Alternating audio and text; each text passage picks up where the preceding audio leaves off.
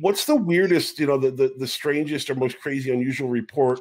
Either the report that you've had an opportunity to investigate, or something that was completely batshit crazy that you were thrown into and you had to deal with, whether it be a TV show or your personal investigations. Okay, so we're not talking about people just messaging me with something. I have to actually get involved in it. Okay. Well, you can tell us both. You can tell us some effed up story, and you can tell us the one that you actually had to go out in the field and do. Well, I get a lot of effed up stories constantly. There's a guy in France that keeps messaging me in French, which I told him, look, you have to at least translate it to English before you can. Because his threads are so incredibly long. It's like, I'm not going to translate this whole thing from French. But the most recent thing he told me is that he's tracking a giant invisible tarantula, and that he sent me pictures of its droppings, allegedly, which was just a big weird ball thing. He's pretty cosmic. A lot of the habituation stories get pretty wild. I got a lot of weird sightings. Last year I had a lady that saw a black panther with wings. People always talk about seeing black panthers, these big black cats and wings. It was combined.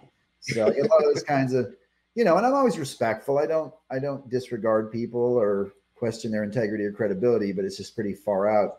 As far as what I've been involved in, obviously for the TV shows, for like Missing in Alaska, we knew it was going to be mostly cryptozoology, but they wanted to do at least one UFO episode, and there was this a ghost episode, and then there was also this HARP facility, which was a military installation where they've got these radars and they're beaming things into the ionosphere, and so it's kind of a conspiracy type episode. So some of those were pretty wild, and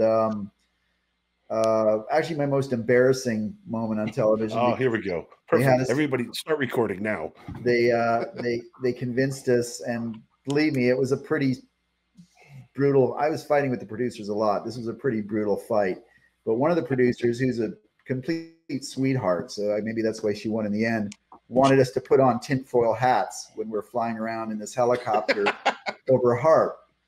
And we fought it. Finally, she's like, look, we probably won't even use it, please, blah, blah, blah. And so we just, for fun, we put the tinfoil hats on, and we asked the cameraman, who was a colorful guy, and he was one of the first cameramen on the show Cops years ago. So he's been doing reality TV for decades. Jesus, yeah. And they asked him, well, what do you think? Sandman, that was his name, Sandman. He said, this is the stupidest thing that I've ever filmed in my 40 years as a cameraman. Do you have any publicity stills from that? I hope not. But anyone can go back and watch the HARP episode and see fortunately I wear this hat, so I could just kind of slip the tinfoil underneath and I'll have a liner. Yeah. I don't know. There are some,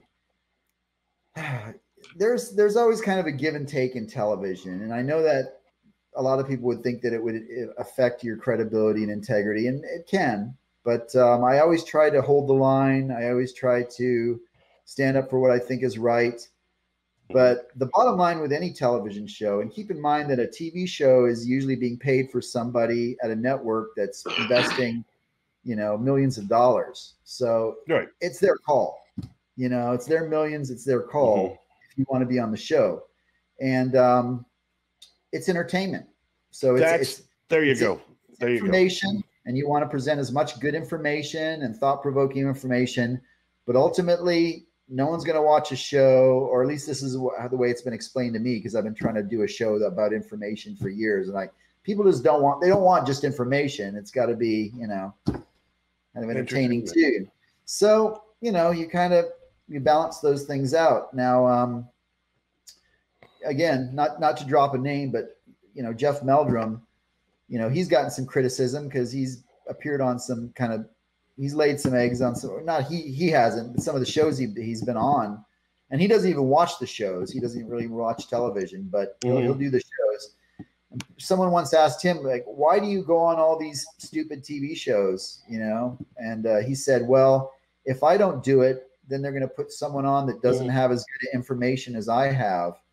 And I want to at least put the best information out there that I can while I can, instead of letting somebody less informed or less responsible about how they're presenting the information. So, I think that's a reasonable way to look at it. You're advocating for the best info, period. And sometimes you have to, dance with the devil